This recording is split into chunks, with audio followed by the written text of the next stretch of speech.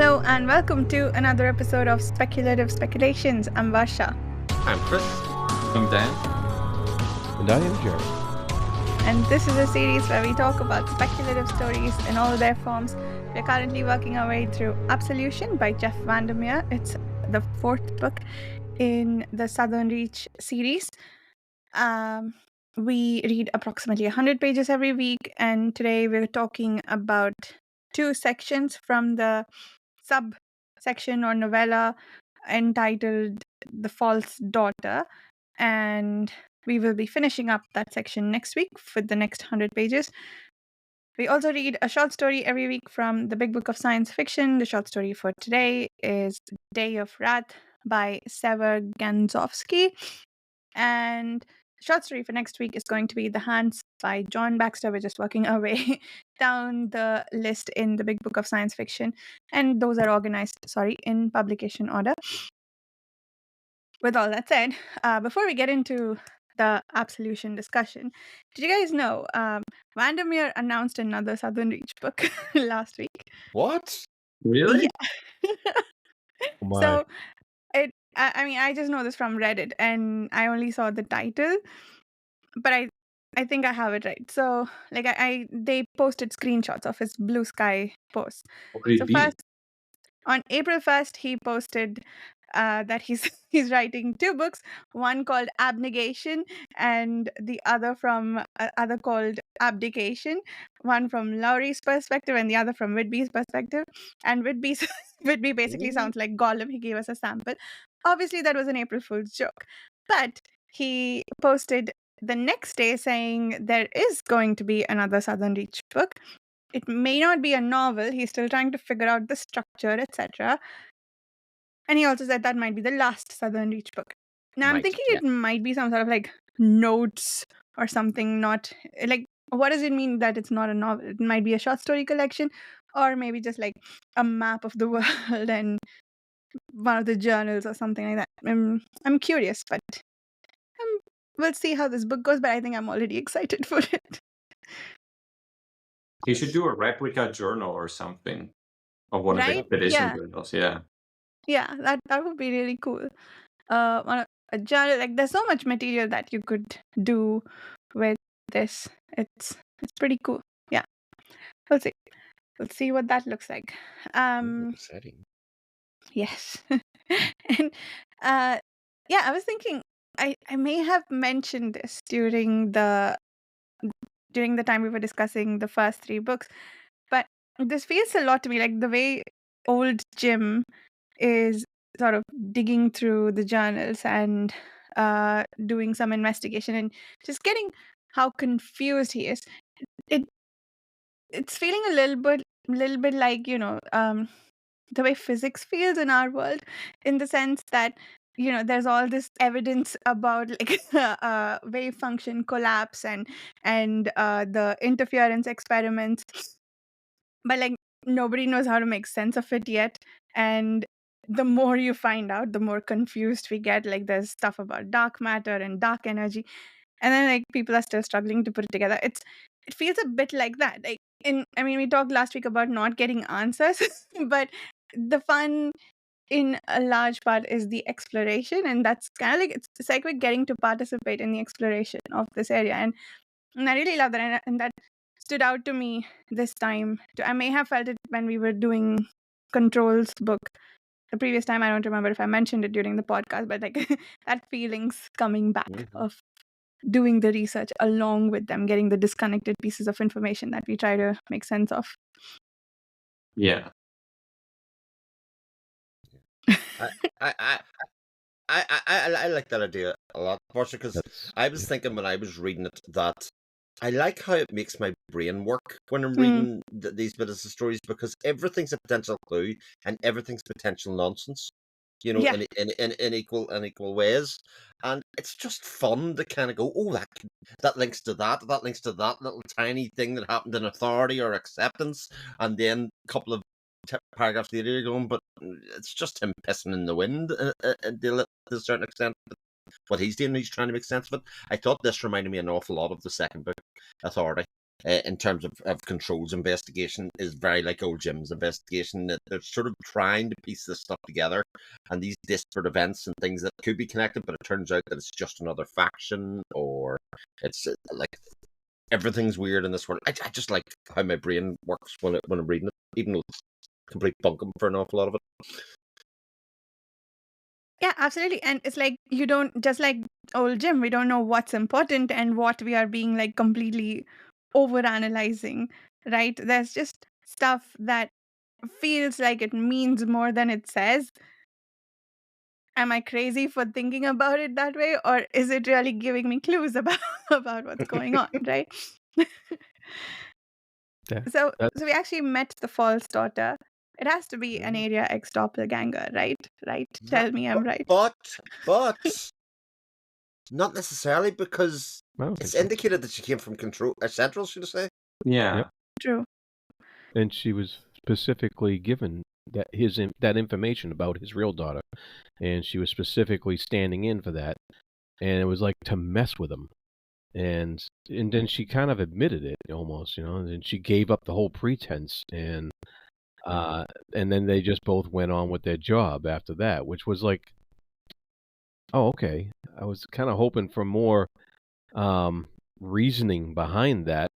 I didn't feel like I got enough of a reason why Jack would want to mess with old Jim that way. And it didn't really, I don't know, it didn't really click with me why she agreed to mess with old Jim that way, why she would agree to do that, and why Jack would want, or Jackie, whichever one is giving the orders here. And so that was a little confusing. And the whole chapter, the whole section is called False Daughter. Yeah. So you're wondering, how could it be a clone this early? There's something that's not making sense here. I assume they made, they told her to, pretend to be his daughter as a cover, right? Because then if someone is researching him and they're Yes. like, he has a daughter and that's just what it is. But Yes. it is, Yeah, absolutely. Yeah.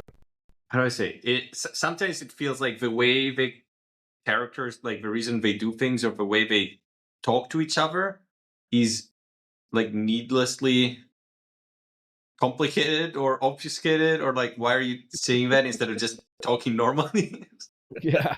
Obfuscated. That's a good word. I like that Yeah. one. That's exactly what it is. Yeah. So I Yeah. had a couple of thoughts about it, which, the first one is that they're trying to get him back on the job because he's lost his daughter.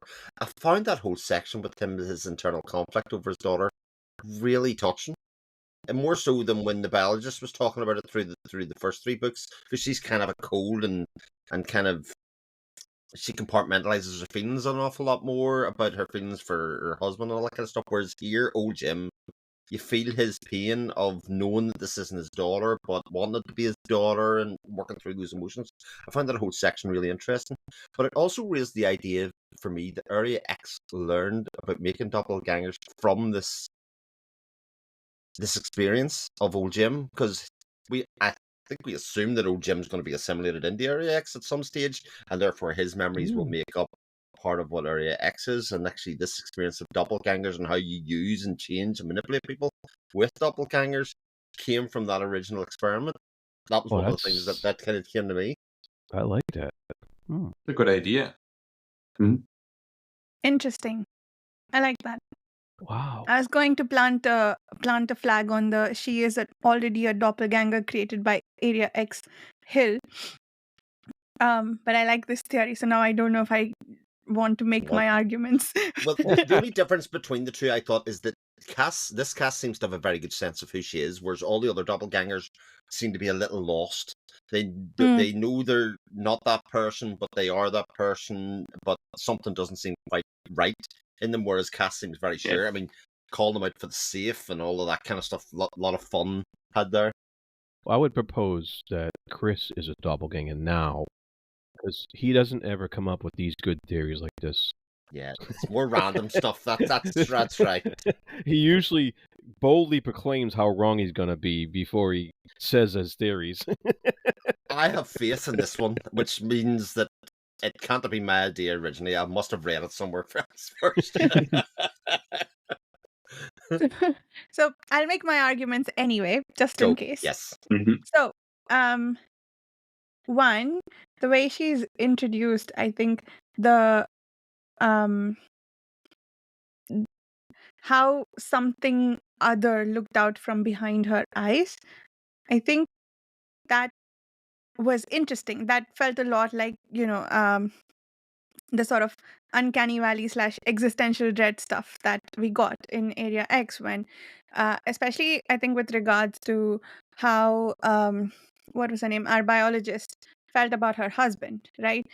Like, and I think there may have been something that suggested. I don't remember if it was in Cassandra's context or if it was something else, but like something larger than this person was gazing out from behind the eyes.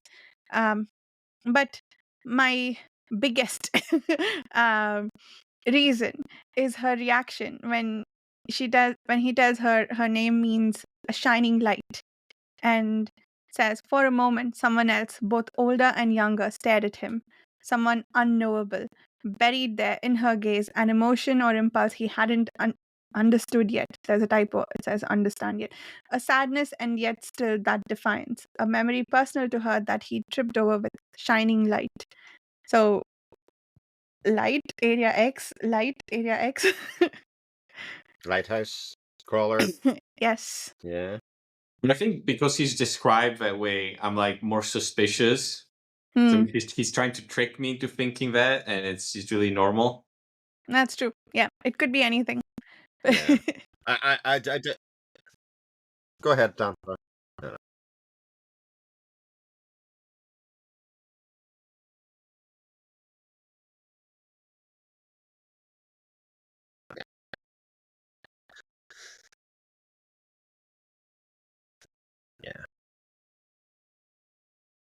Yeah, that makes sense. This could just be a statement of him talking about just how little he knows his daughter. Yeah, that could be it. But also, if we go with Dan's theory from last week that this is temporal anyway, that she could have come from the future and is back, and all of that kind of stuff is still also very true, and I really like Dan's theory of that as well. I don't care whether it's true or not. It explains a lot of the shit that's going on in this book constantly for me. So I'm holding on to it as the one truth.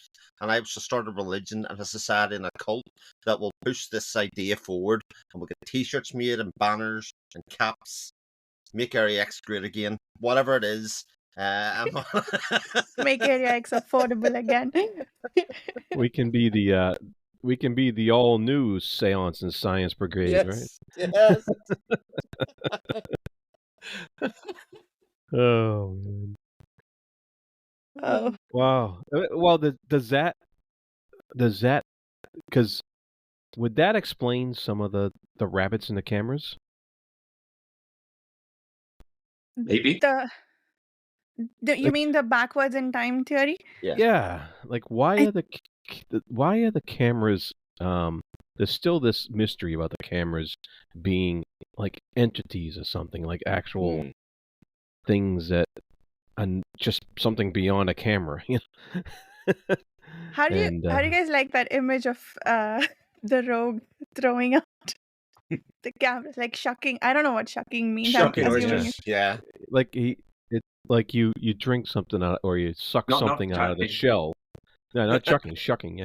Yeah, you suck something out of you suck the oyster out of the shell, and you throw the shell out. Interesting. So what was he sucking out of the camera? Yeah. So and throwing to the alligator and feeding to the alligators. So the interesting thing about this is, and they use this monkey's paw reference a lot in these chapters, right? And this idea that there is like a cursed object that's going around, but to me, it's almost like, again, these are temporal objects or part of Area X itself. So these cameras that are wrapped around the neck of these rabbits, which were biological entities that entered in the Area X, this is some part of the crawler rogue, whoever the thing is, and that he's actually withdrawn it back into himself. But it's interesting to me how that camera interacts with the people that view it, because the people that view it see something different, and again, a temporal object in some way that they see whatever it is that they need to see or want to see, and they're controlled. Like the whole thing, I just love how it makes my brain think. It gets me really excited reading it, even though it makes no sense whatsoever. Like Vandermeer just must piss himself laughing, listening to people put theories together and all the rest of it, and he's just like, I just put stuff together like clues that it could be this or it could be that, it could be the thing you thought about in the past. I'll give you everything, and then you just rock on. And wasn't there a floppy copy of the Rogue in the alligator's mouth? Like, Mm. I was Well, like, that was one of the biologists, wasn't it? It was one of was it one of the 24. biologists? I wasn't sure. I was like, because the alligator had something floppy in his mouth that looked like a human. Like I thought it was like it looked like the Rogue, but I was very confused by that too. You did have in the first book, like the bear merging with the people, right? Or that thing which like melding of creature and the humans. So could be something like that. The alligator held a lifeless body in its jaws that looked exactly like the man walking, both from the details of the teenage account and resembled the Rogue, except the one in the alligator's jaws was floppy. Floppy, yeah. Like almost like it wasn't real. Like a husk, or yeah. Yeah, I had trouble making sense of that. What floppy, like humans would stay still? What was that referring to? It's almost like a rubber suit, like a used to impersonate something else or put it on something else, or something like a Mission Impossible mask, almost. You know, where they rip it off. Okay, so Area X has been trying to make doppelgangers. It's tried to copy cameras wherever it got them from, and and made them alive. Again, the idea of a camera is it takes a snapshot of somebody, doesn't it? You know, it doesn't necessarily see into the soul, but it gets the visual representation of what it looks like. So, I'm so excited reading this book. It's just so much fun. So much fun. This section where we get like the information on the two team leaders and then being exiled to the islands, or is it the previous section? I'm trying to remember. No, that's in here. So they talk about it here. I'm also not convinced they're alive. Or they know where they are. I think that's part of Jack's cover-up or whatever that he's talking about. That was kind of weird, like the whole thing of like Central just putting people in random islands and then sending them supplies every once in a while. Like, what? Why? I just killed them at that point. I don't know. Yeah, it's lost, you know? Yeah. Interesting. I don't know. Yeah, there's so much interesting stuff. The Tyrant, Mother, Medic, the non-medic, the Rogue. There's all, so many characters that we know nothing about at all. Interesting one, Henry and Suzanne. Anybody else pick up the fact that Henry can extract things from glass? Yes. Yeah. I underlined. You underlined that bit with the because obviously the light or the thing that happened in Acceptance went into the lighthouse housing, if you know what I mean, and cracked that. Yeah. And Henry was in the room at the time. Yeah. And he supposedly had this secret power of being able to manipulate things within glass or in light. And that was like, again, I just think Vandermeer just goes, I'll throw that little line in there. It'll be a bit of fun to see what people make of it. Yeah. I was actually happy to see Gloria because when Gloria came into the picture, it was like, oh, finally I can at least latch on to that has this theme of familiarity to it, because you can easily get lost in all this stuff we've been talking about. Yeah. The important thing about Gloria, though, especially when she comes in, and I do agree with you, she gives it a grounding.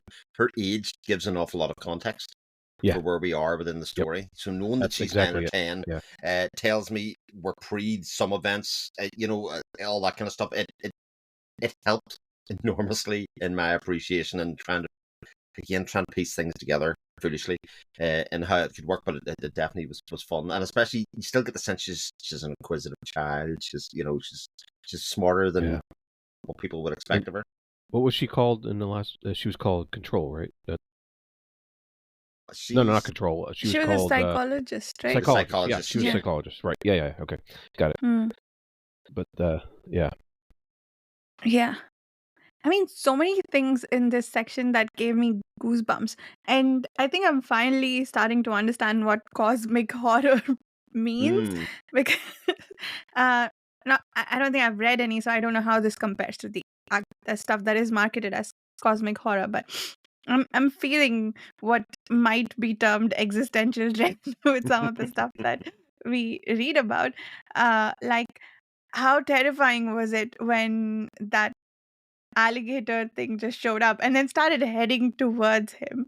And there was one other thing. I think m- I think it was in reference to Henry.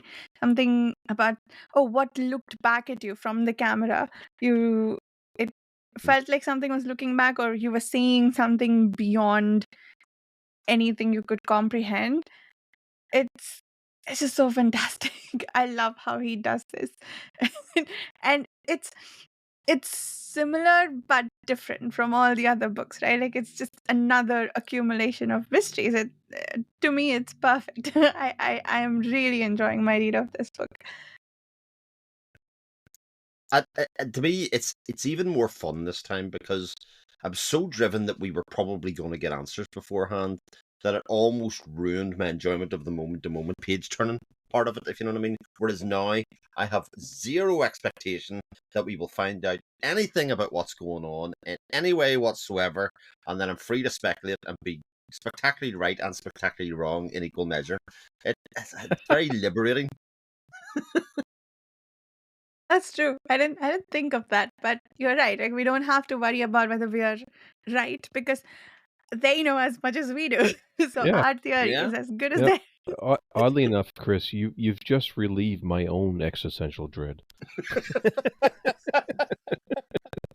And I'm it ready. sort of goes. I'm ready to read on now. Yeah, I was going to say, because Steve, who's not here at the moment, had said that he was incredibly confused, and we sort of said just before we started recording, I mean, that's totally the point. That is 100% of the point of this mystery box, cosmic horror kind of thing. Like, it's by design supposed to do that in a lot of ways, and you're just supposed to get out of it what you want out of it, out of the pages, and certainly for everybody. A lot of people will read this and go, this is just absolute shit. But nobody's getting to the fourth book having thought that about the first three. Anyway, so this is really for the people that like that stuff or like that part of annihilation and authority and acceptance beforehand. And so he knows he's writing for people, a captive audience at that stage, and he can kind of just go for it and really lean into it. I do think maybe he's a bit too much in the sense that like in the previous books, there were interspersed parts in which are like, oh, everything seems normal. Like with loathing. Here, it's like all the time. It's always written like everything is weird. You know what I mean? So maybe would benefit from having some parts which are normal to, as a counter, and to make the weird parts seem more weird. Because right now it's always like weird, right? It's always, yeah. It's pretty unrelenting. Yeah, I agree that. I guess we're sort of they were all broken, actually, the characters whose main perspective we were following. Mhm. He might be the most broken of them all because, well, biologist lost her husband but didn't really care that much that she did. But this guy's really broken about his daughter. Control had mommy issues, but again, it was fine. He learned to live without her. This guy's dealing with some shit. So he's in a much worse place. So it's depressing and confusing. So it's like the confusion filtered through his perspective is that much worse, if it makes sense. Yeah, but it's almost like for all of these people that solving what's happening around X is a way of them dealing with their grief or their brokenness. You know what I mean? They just totally focus their efforts in the working out the mystery of whatever's going on. They plunge themselves into the work as if it's going to fix them. And if you Yeah. think back to Control at the end of Acceptance, he just sort of, the whole point of Acceptance is the fact that he can't figure it out, and it's not important that he figures it out. He just kind of goes and merges and goes with their ex at that stage because it's more of a home to them then, because he's invested so much of his time and energy into working it out. He's much more at home there. I think that's kind of the whole point of him, of his character arc in those kind of books, and that there's no fixing yourself from dealing with the stuff that you don't want to face. Yeah, that makes sense. Let's deal with some existential dread instead of like whatever's going on in our lives. Yeah. Yeah. That's a sad state of human affairs, really. If living cameras getting eaten by large crocodiles is easier to deal with than your own shit. Yeah. Maybe cosmic horror was our lives all along. Yeah. It's the true world. Yeah. Like even like that great scene where the mother is on the phone and she pretends to shoot herself. And Yeah. recording, and it calls her out in it, and she's like, "Fuck you, fuck you, fuck you."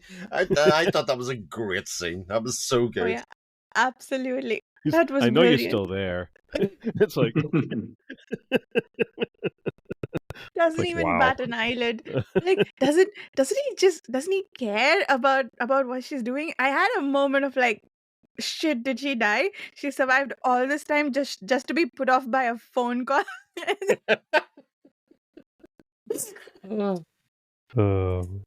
That was funny. Oh God. I was chatting with my friend earlier today, and she was complaining about something. I'm like, why bother? The world is going to catch fire soon. So this feels a little bit like that. Why deal with your own shit when things are going to burn? Get on board with that. That's for sure. What was I gonna say? Oh man. Well, I have another one. While you're trying to Yes. come back around, so again, there's a lot of mention about Newton's third law, which is that for every event there is an equal and opposite reaction, right? Which we've obviously seen through in the previous books through the lighthouse, the mirroring of that within Area X, and then there's this idea that there are all these things that go together, these push and pull kind of mechanics within Area X as well. And every time you have things that appear together in pairs, you kind of go that is one of those, one's forceful. Like even when Henry and Suzanne appear in the bar at the very end, she stands back and is very much restrained, doesn't speak, and he's almost demonstrative in some way. And it's like this happens quite a lot within these stories and within the events of this world. Again, even the shucking of the oysters and then feeding the remains in the husk to the tyrant and stuff, like all of this stuff, things happen in pairs all the time. Interesting. I like that the rogue is paired with the alligator in that equation. What do you guys think of? Okay, so much to talk about. Well, the other thing that gave me chills was the generator and how casually the medic talked about that's why they brought up the generator so many times, because that was used as a mind control device. That was such an intense moment when he's like, yeah, when we turned it off, everybody went mad. We couldn't control them anymore. Of course they're being controlled, but then we are told this is 20 years before Area X. So what was going on in that place that they needed all these safeguards? That's central. That's Jack Severance doing planning that. I think that's because that happens and continues to happen the right way through all the expeditions. They were doing human experiments on all of those people that were going in a lot of ways. And again, it's not that big of a leap to say that Area X started mimicking the behavior that they've seen of the humans coming in. And so the assimilation and all that kind of stuff comes from them observing how we're destroying the earth or controlling people. Again, that environmental kind of theming that runs the right way through this books is that if nature was to do what we do to it, then we'd be really, it would be an invasive force. We would be under threat and all of that kind of stuff. Yeah, we've consistently had that sense of conspiracy theory type government organization controlling things from afar throughout all the books. And yeah, I think this is no different here when you're trying to parse out the cause and effect of things and who's controlling who and what. And your theory about Area X copying is spot on. It's not just copying things like we saw from the first book with just the biological aspect of it with the clones. It's also copying behavior as well. And so that makes all sense, yeah. we don't have many answers from the previous book, but what we do sort of know is that wherever the creature of Area X came from is it's sort of the evolved form of some like of something that used to have a world that was destroyed by people like other beings like the humans presumably, and somehow I guess it's sort of finding a home here by mimicking and copying. Maybe copying humans is the best way it can come up with to survive, maybe. Also to assimilate, if you were coming in from the outside looking in, you were going, well, we'll just do what they do, and then we will fit in seamlessly and nobody will know we're here. Whereas obviously that's totally not what's happening here. It's like if someone has no idea about social cues and then they just like copy and then things seem completely inappropriate. This feels a bit like that. Like just unknowingly you're doing all the bad things that will catch you out as being the odd one out. Did you guys I had to put my book down and laugh a little bit at the utter hubris of medic, and he said, "We want to draw it out so that we can control it." Yeah, good job. Good luck with that. Yeah, it's going. We know That's how going this great. goes for you. Yeah, there's Heat saying that, and then there you go, the rogue shucking oysters with the cameras. Yeah, we got you, mate. We're all good. Oh, I like that Gloria saw him throw him into the water. Just I also like the idea that whether it's through the cameras or things in real life, that everybody who sees something that they can't explain carries serious trauma about it. Like the non-medic, etc., because they can't explain what they're seeing. They want to run away and hide. They are doing whatever, and obviously, old Jim thinks that the rogue has influenced that in some way. Oh, he said something to you or otherwise. But it seems to be a common thread that people go off in their own ways because they can't deal with not being able to make sense of stuff, especially people who are scientists, so biologists, medics, psychologists. That seems to be again a common theme within these books and these stories, kind of going back to your very first point, Barsha, of like it's almost like we don't know enough about this world to be able to explain it, and it's kind of figuring it out, and it kind of causes us to go mad. yeah. It's like the other example is the Ted Chiang short story about the mathematician who realizes, I forget what it's called, the incompleteness theorem. I don't remember, but when she she figures out that the math system is inconsistent, and then she becomes suicidal over it. Feels a bit like that too. Yeah, like everything similar that you idea. believe to be true is no longer true. Yeah. So what Go ahead. happens to old Jim at the end of the section? Like, why did he go dark? What happened to him that he couldn't draw the gun? He couldn't, and all of a sudden everything goes dark. And I'm not sure exactly what happened there. I hope they explain it later, but I don't know what you guys think. What happened to old Jim? Did the rogue get him, or did he just black out for some reason? So it seems like, from the perspective of the story we're seeing from, that he has an effect on Rogue as much as Rogue has an effect on him. In some ways, it's almost intimated that he's wounded the Rogue in some way, with the scream and all that kind of stuff, and that maybe he blacks out after that. But he's not dead, because we're not at the end of that series. And I did read the first line of the next page because I was like, "Is he dead? He's not dead." So we know he's not dead, but there's obviously some connection then going to develop with the Rogue here, and with Area X's deepening of his connection with the area around him, I would imagine, is going to start to happen. Because something weird happened, because the Rogue shrieked, as if dealt a physical blow when he tried to just speak to him. He didn't even end up speaking to him, he just tried. And so I was just like, what is going on there? I had no idea. I wonder if it was something to the point, because this will be the first thing that the rogue has come in contact with that recognizes him.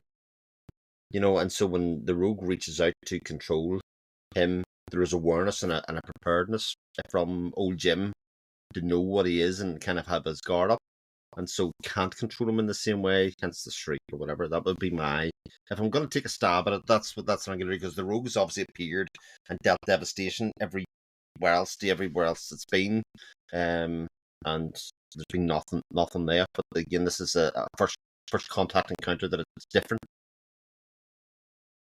That's why the rogue controls the alligator. Yeah. Got it. Or it might be that the trauma of old Jim is protected. The loss of his daughter protects him in some ways, because there's a hard shell around his psyche. I don't know. Loads of theories. So many theories, and All wrong. we can think any of them are true based on. I'm sure. We'll never know the truth. Yeah, we'll never know. the So truth. we'll have our own theories. We can write research papers about them. Yeah. 4 Do you of know the what? research papers. If we could get an animated gif of Jeff Vandermeer shrugging his shoulders and going, just saying that, we could almost do a live interview with him and just have him segued every time we come up with a theory. He just goes, we could advertise this live stream with Jeff Vandermeer discussing the Southern Reach tetralogy, Anyone have a recording of his voice? We can AI it to make that sound. I didn't notice this yesterday, but when he falls down, I think his body felt like a vast blackened meadow with the rain coming down. What? What, you don't feel that when you fall down? No. Meadow? If I am feeling like a meadow, I'd like to be a green meadow, please. Thank you very much. Wait, but blackened meadow, they have to be referring to, the way the place looked after they burnt it after the rabbits, I right? never thought about that. That's maybe. true, Yeah. It's like an environmental disaster in some ways, or something event that's happened. And it was raining for a long time after that, apparently, to the point where they couldn't get out. And who the heck is Genevieve? Oh, it's his wife, I think, is Okay. or certainly I guess that was his wife. Cassandra's mother is who I thought Genevieve. Again, it's sort of inferred rather than told. But interesting theory that, Portia, because at that moment where he faces the rogue, he's brought back to the event where he first seen the rogue, the blackened meadow, and with the burning. Interesting. This thing linked to that point. That's again very interesting. People feeling like they are places. That's a new one. Again, temporalness, that kind of idea that you're never in one place or in one time. Oh yeah. At any given point. Yeah. Oh, I love this. No. It kind of reminds you of what's fun about this series of books, because sometimes you just get caught up in the fact that there's a bit of mystery and you won't get solved, but the actual reading experience, plus I feel like the writing quality is of a high standard as well. Like I feel like it is. It is really enriching and easy to kind of get lost in that world, even though they could say everything about 20 times more simply to understand it, but again, not the point or the purpose of it. Yeah, I agree with you. I mean, it could be that there's a possible slight overdoing of it, like Dan mentioned, but on the other hand, there's also it feels like it's better. Like some of the scary stuff is coming out better in this book than in the previous books. Like he must have evolved as a writer since then, right? But yeah, there's so much to think about. Every sentence, am I making too much of this, or does it mean something? To me, it feels very much like one of those progressive rock songs or jazzy ones. It's like very technically well done, and I can focus in it and stuff like that. And it could be done much simpler and have much wider appeal to everyone. Or you could do it that way, and it's like, It's very specific for specific people Mm. that can appreciate that sort of thing, I guess. I know all those songs, Dan. Yeah. You know what Yeah. I mean, right? I know what Yeah. you mean. No, I like that. I like that comparison, because other people will listen to that and go, "Well, this is just fucking musical spaghetti." You know, what are you doing? Musical spaghetti, yeah. Noodling, they call it noodling. Ah, Yeah. yeah. This is not Oh, for me. interesting. Yeah. I mean, I can see it. Yeah. Yeah. Sure. Yeah. I was gonna say that it does also get slightly fatiguing because of how much we could think about. But in the sense that, not that I'm getting tired, but in the sense that I could miss details because I'm trying to track a lot, which is fine. Like, I think that would make rereads fun. Mm-hmm. What was I going to say? And I was talking about this before we started recording, but old Jim, we haven't met as a character, but he was there. Gloria mentioned him, and he's in the bar that I guess things go crazy at in the end of Acceptance. Which, given his current connection with the Rogue and his meeting with the Rogue in the bar, I wonder if this will have something to do with why things ended the way they did for that massacre at the end. If you thought that town was dead, wait till this one goes dead. Dead. That's good.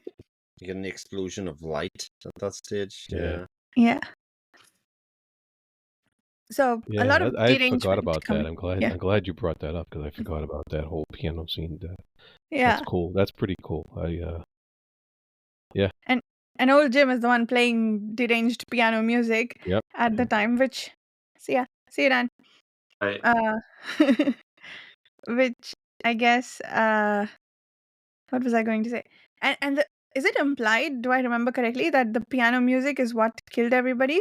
Or was it one of the components of the things that went crazy? And Well, it was. Yes. It was, wasn't it? I mean, I may be misremembering this absolutely because I'm doing a lot of that when I'm reading this. It was sort of like I wish I had read this straight after everything that we'd done beforehand, trying to put together. But it was Saul kind of exploding in light and what we assumed to be turning into the crawler at that stage that actually changed the world at that point, and took it over. But again, that could be just one interpretation of what happened in that bar. Yeah, that makes sense. There wasn't a lot of description. I was towards the end of Acceptance, and I was relieved that this wasn't the case. I was expecting like a huge detailed description of the massacre because we were promised that right from book 1 when our biologist goes to the lighthouse and sees blood on the walls. Like, at some point we're going to get a description of this massacre and I'm not going to enjoy it. But we didn't actually get descriptions of people dying. We got descriptions of the events that led to it, which was vastly better for me. Wow, your memory's great, Vasha. A couple of things that I think are worth pointing out. So there are a couple of key things. So the idea when he suggests doing an autopsy on the cameras. Yes. On the cameras, yeah, that was great. That was brilliant. I think, am I missing something about what autopsy means? I thought it was on living creatures and they were talking about real autopsy.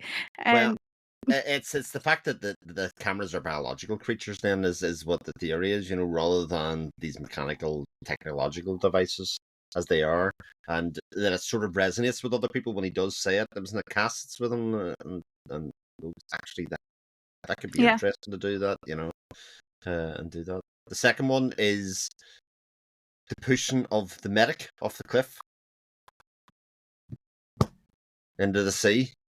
Yes. So when the argument of the confrontation, he gets so frustrated or whatever and pushes them off, what he thinks to their death, but in classic Area X style, just nothing really happens. They just get up and go on their way and meld with the environment and all that kind of stuff. Kind of, again, creating this idea that the medic is an unreliable kind of witness, in that it's already part of Area X at that stage and will tell you what you need to hear from the point. And then the third one is our view of Henry. And Henry, we get a bit more backstory from the Science and Seance Brigade, as a bit more of a cook because he's sort of presented, I think, in Acceptance as like kind of a young, naive boy that Saul and Gloria encounter, that he's very early on, he doesn't really know what he's doing. In this case, he's almost like he has superpowers. The way he confronts old Jim in the bar is very much, aggressive and in a way that we didn't see him beforehand, and we have a whole new insight into him as a character.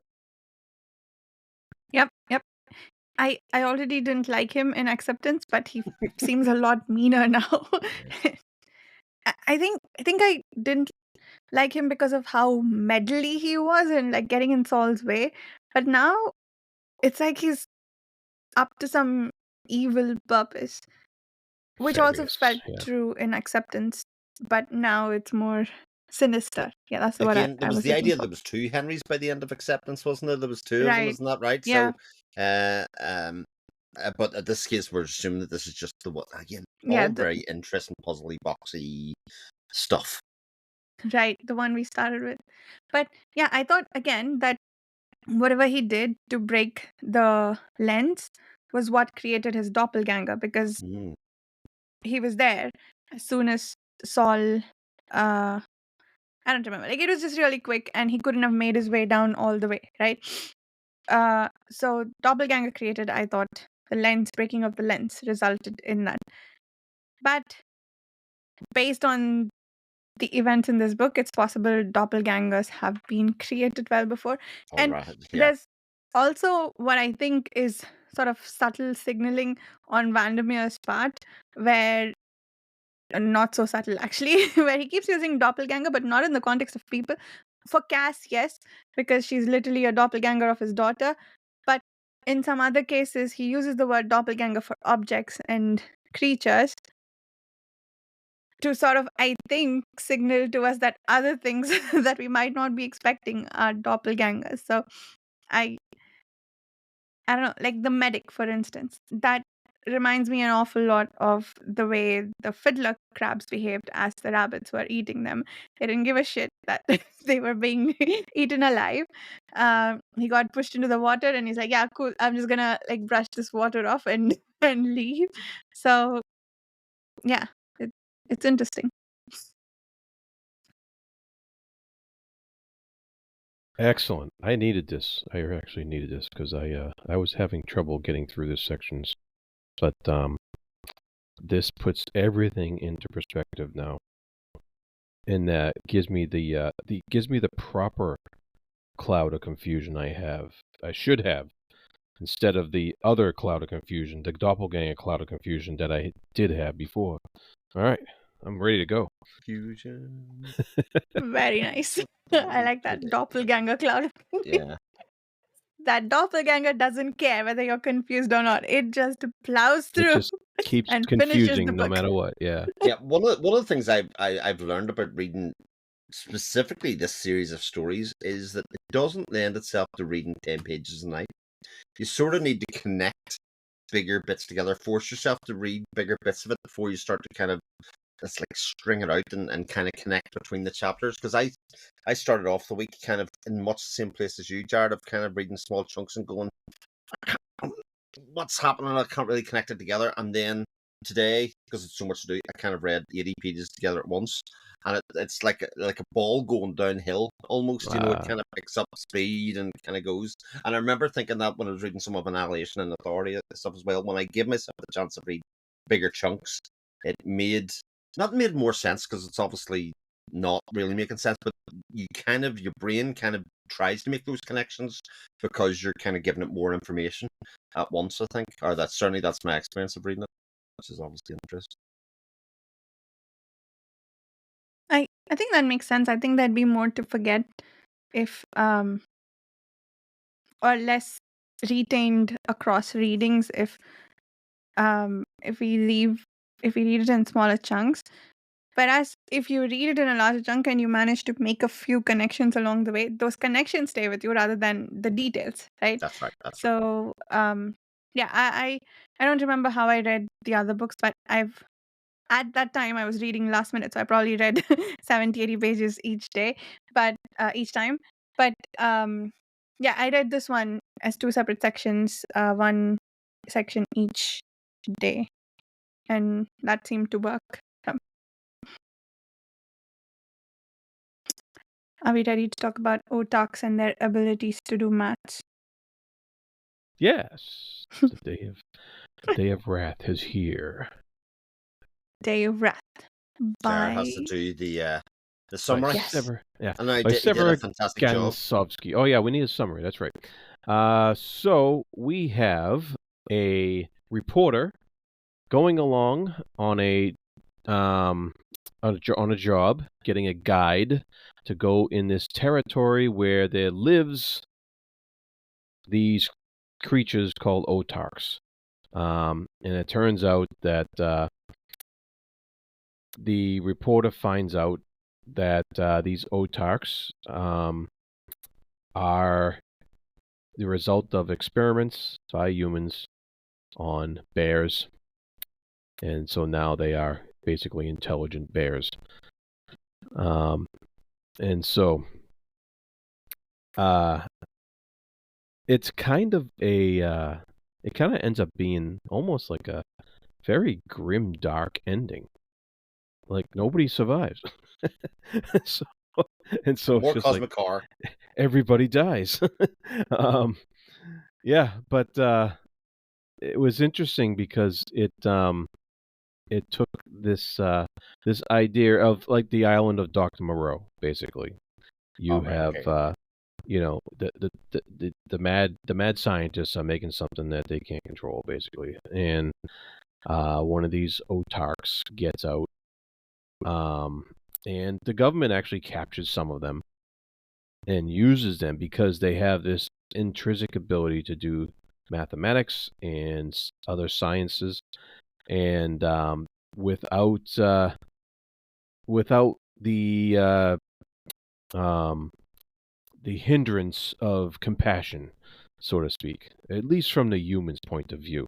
Anyways, and so I found it was interesting, this story. It was long enough that it actually took time to develop into different, different over the course of the story.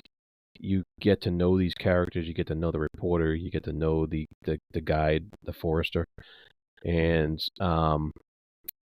they. And so it felt it moved a little slow at first as you were getting to know these people, but then once the the action really happens, then it moves along quite briskly, and it is a very unhappy ending. So, I thought the opening epigraph, the conversation between the chairman and the otak, in which the chairman asks the otak, "You read in several languages, you are familiar with higher mathematics, and can perform all manner of work.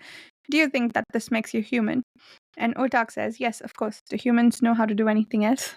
yeah, Mhm. and that's a great epigraph because Yeah. because we don't know at the time that Otark isn't somebody's name. We find out later it's actually what these creatures are called. But that this story asks the big question: what makes us human, basically? Mm. And so there's a lot of pontificating throughout the whole story about different aspects and questions about what makes people human. Could intelligence even exist without compassion? It's questions like that get asked, throughout the story, and I think in a pretty clever way. So I found it fascinating once I got into it, to follow along. So there is this one mathematician who is apparently sort of a prodigy. He's really Mhm. young, and they've got him in their some center, and he's apparently written corrections to the theory of relativity and so on.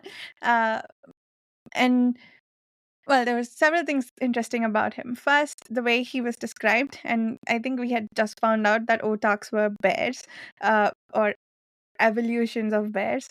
And it's like, this guy has tiny shoulders and broad hips or whatever. It's like strange structure, but he's human and he does maths, and really well. But then he thinks back to how young he is. He's 25, and I think it's the forester who says they take them when they're so young and they coddle them just because they can do some clever things, and they don't teach them any compassion, and they don't grow up to be good people. So it's like, yeah, what are you going to do by developing all that intelligence if you can't be kind at the end of it? Which I Yeah. think is a very interesting point to explore. And this is also, I guess, referencing, I don't know much about this, but I'm reading another book called the Mathematician's Shiva, in which is about a Russian mathematician who escaped from the Soviet Union and lived in the United States, and her son is writing about like, after her death. She was a really deeply respected mathematician, and a lot of people want to come to her funeral, and he's dealing with that. But what was interesting to me was that she was sort of taken by the government, and not exactly taken. She was, her family got good resources and like food. They got to eat well because she was a prodigy mathematician. And what the forester says about taking them so young and coddling them, Yeah. that seems to be a reference to Yeah, that well, he too. has a great line. Mm. To your point, his line was, "You need to be a person first of all, then a scientist." You know, and that's what, you know. To your point, he was saying that they're making them these kids scientists first instead of Yeah. being a person first. Yeah. And I guess making them feel entitled to Oh yeah. anything Yeah. because they're smart. So Well, that's probably that idea that you're making them gods before they're human, if you know yeah. what I mean, by giving them kind of knowledge and the ability to affect the world in ways that their morals and their philosophies aren't developed to that point yet. Yeah, that's a great point. Yeah. Yeah, good story. I think that was the sort of central theme that he then expounded on later Yeah. as he died. Yeah, and then we had like later on we find out that some of the people were working with Mm, the yes, Otoks, that too. and then I love that line that the forester says as well. It's like, if it was octopuses coming here from Mars, they would find people willing to side with them, you know. Yeah, yeah. And I thought that was interesting as well. Very cool. That is, I don't know what, again, culturally and historically it's referencing, but I can draw parallels with history that I'm familiar with, like the colonization of several countries by the British wouldn't have been possible, for instance, without inside help, right? They needed enforcers from the people of that country. So, yeah, just I think I really enjoyed the story. Like, a lot of interesting parallels. It did go on for a bit too long for my taste, but I liked the themes and ideas that it explored. Yeah, he had a lot of good, interesting philosophical questions and ideas to ask. And, eventually this leads to the future of space bears, right, Chris? Oh, now we're talking. Yep. We have a history with space bears and coming through wormholes and the like. I mean, so it sounds like all the Otarks didn't die. Mm-hmm. They went into space. Yeah, they went into Excellent. space. And met, what's his name? Rohan? Rohan. Rohan, yes, indeed, yeah. Yeah. Interesting. Yes. See, interest peaked even more. Oh yeah. You know how to get to me, Jared. I know how to get you to read a story. Yeah. Cool. All right. Anything else about Area X or Otox? Interestingly, monkey's paw were referenced in both stories. Oh yeah. I don't know what that means. What does that expression mean? Is it? Well, the And I monkey's don't know what paw. a cat's paw is. So it's yeah. it's a curse. It's a cursed item. Yeah. Oh, okay. Interesting. So yeah, which obviously is quite interesting in the context of these items and things in Vandermeer's world that we don't know their origins or organic, inorganic, and especially when you tie to the fact that they weren't allowed to really bring technology into Area X at a certain point, and we know where that ended up and stuff. So, yeah. Cool.